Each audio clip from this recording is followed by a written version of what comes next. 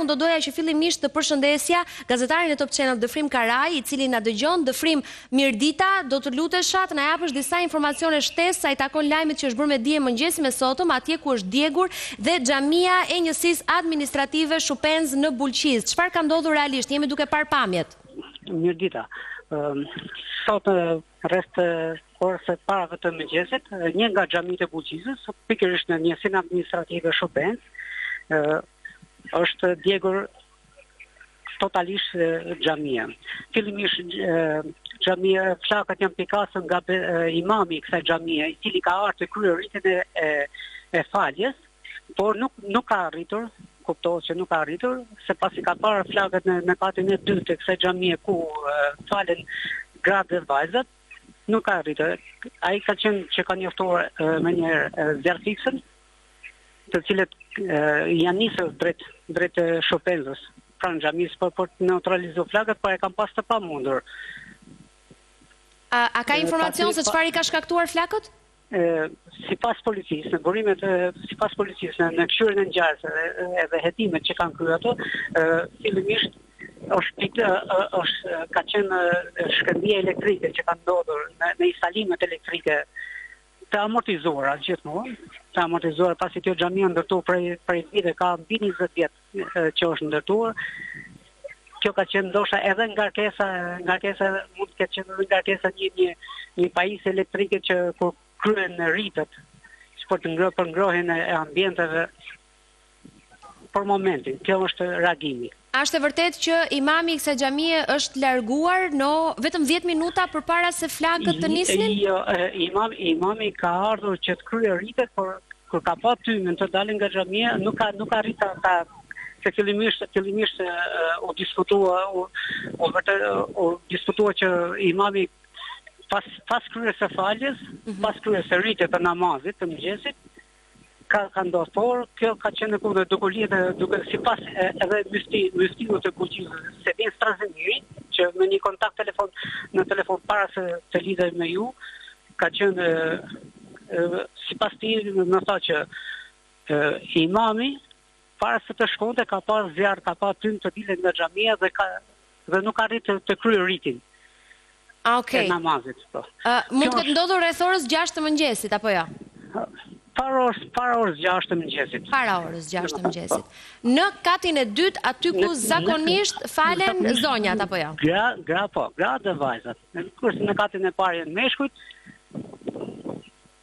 E gjitha ka nisur në katin e dytë. Okej, mirë, faleminderit Dëfrim. Do doja edhe një herë tjetër me ndihmën e regjisë të shohim pamjet për të kuptuar qartësisht atë çka edhe Dëfrimi po sqaronte. Pra bëhet fjalë për xhaminë e njësisë administrative Shupens në Bulqiz, e cila është përfshirë nga flakët në orët e para të mëngjesit të sotëm. Dhe vini re, në katin e parë kryejnë rritin e faljes burrat, zotrinjt, pra ndërsa në katin e dytë gratë dhe vajzat. E gjithçka duket se ka nisur si pasojë e një shkëndije elektrike. Fillimisht flakët janë parë nga besimtarët në katin e dytë, ku siç u thash, në katin e dytë të xhamisë falen gratë dhe vajzat. Menjëherë është njoftuar zjarrfiksja e Bulqizës, e cila ka mbërritur në vendngjarje, por e ka patur të pamundur neutralizimin e flakëve.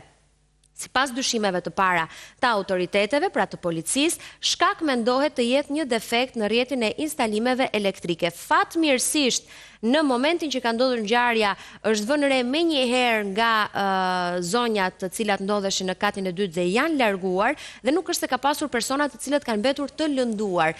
Them fat, kjo për shkak edhe të faktit se është periudhë Ramazani dhe numri i personave të cilët afrohen në xhami është akoma më i madh nga ç'mund të ndodhë në një ditë të zakonshme. Ilir Curi është me ne në një lidhje direkte. Ilir, mirëdita.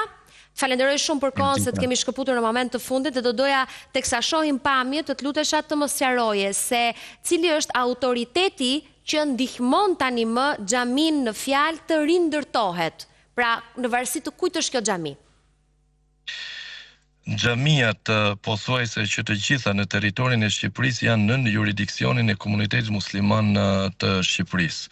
Edhe që do të thotë që të gjitha çështjet të cilat kanë të bëjnë me xhamit, qoftë për nga pronësia, qoftë për nga problemet e ndërtimit, rindërtimit, merremetimit, mirëmbajtjes, funksionimit, menaxhimit të tyre, që të gjitha këto janë në funksion të komunitetit musliman të Shqipërisë dhe është i vetmi autoritet komunitet në Shqipëri që merret me drejtimin e këtyre çështjeve që kanë të bëjnë me xhamit dhe çështjet e muslimanëve në komunitet.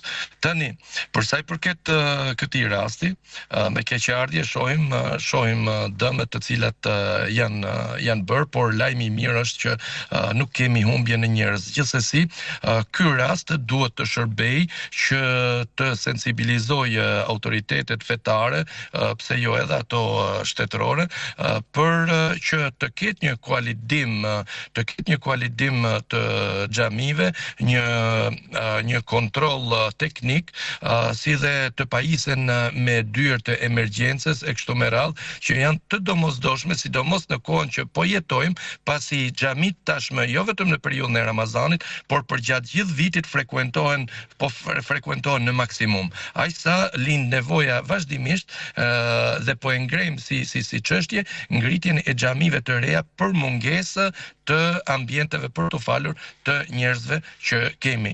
Domethënë, tani në këto momente, ajo që i sigurojmë nga autoriteti fetar, sigurojmë që të gjitha të komunitet atje, se kjo xhami jo vetëm do rindërtohet, por do bëhet edhe më e bukur, rëndësi ka që nuk kemi humbje në njerëz, pjesët materiale, domethënë çështja e gurve dhe tullave e gjërave materiale shkojnë e vinë.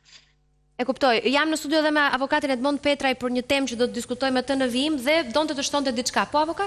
Jo, ideja është me sa di unë janë disa xhami që janë jashtë KMSH-s, Komitetit Musliman, që nuk janë në jurisdiksion e saj, sepse shoqata dhe fondacione kanë ndërtuar xhamira të cilat në emër të Pra ti thua që kjo xhami në fjalë nuk është në jurisdiksionin? Ndoshta edhe kjo nuk mund të jetë në atë jurisdiksion, mund të jetë xhami e vjetër, është ndërtuar, por me fjalë unë këtë di që ka shumë xhami të cilat janë ndërtuar nga persona të veçantë, nga fondacione dhe shoqata islame. Këtë dy. Si është i lirë? Edhe një herë, ju lutem vetëm diçka në respekt të zotrisë. Çështjet për cilat po flasim janë kompetencë e komunitetit musliman dhe nuk ka pse domethënë të mbështetemi mbi hamendësime. Pothuajse që të gjitha xhamit në Shqipëri janë nën jurisdiksionin e komunitetit musliman me përjashtim të një ose dy xhamive të cilat janë themeluar domethënë jashtë këtij komuniteti. Ndërsa në ditët që po flasim është e pamundur, qoftë nga individ, qoftë nga shoqata, qoftë nga kushdo, të ndërmarrë ndërtimin e një xhamie pa një leje. Fillimi i procedurat për të ndërtuar një objekt fetar, një xhami, fillon nga leja paraprake e dhënë nga komuniteti musliman. Pra është e pamundur që të ndërtohet një xhami pa lejen e komunitetit musliman. Jo, vetëm një sekond. Ilir, si ndiqen procedurat për ta rindërtuar, po themi, fillon që sot angazhimi, lidhen strukturat me njëra tjetrën, kush ndihmon? Komuniteti musliman ka një drejtori të posaçme që merret me vakëfet dhe merret me xhamit. Dhe menjëherë komuniteti musliman në kjo drejtori fillon funksionimin e saj duke evidentuar rastin, duke ndjekur atë me të gjithë grupin e punës për të parë domethënë në fillim bëhet një vlerësim i situatës dhe më pas ndiqen hapat për heqjen e rënojave kështu me radhë dhe përgatitjen për një projekt të ri. Ky projekt paraqitet domethënë qoftë përpara Këshillit të Komunitetit Musliman, qoftë nëse nuk janë mundësitë financiare, atëherë u drejtohen institucioneve të tjera, ndërto donatorëve të ndryshëm. Pra, pavarësisht gjithmonë në kuadër të Komunitetit Musliman dhe asgjë jashtë këtij jurisdiksioni. E kuptoj. Mirë, Ilir, të falenderoj shumë për ndërhyrjen. T'jam mirënjohës se të shkëputëm. Faleminderit. Mirë, diskutuam me Ilirin lidhur me mënyrën edhe se si do të ndërtohet ose rindërtohet dhe rikthehet edhe një herë në gjendjen ndoshta edhe më të mirë se ç'ishte faktikisht xhamia në fjalë që u përfshi nga flakët mëngjesin e sotëm, atje ku fatmirësisht zonjat të cilat ishin prezente në katin e dytë për të kryer ritin e faljes kanë njoftuar me një herë zjarr fiksen dhe nuk është se ka pasur persona të lënduar përveç dëmeve materiale të kësaj xhamie.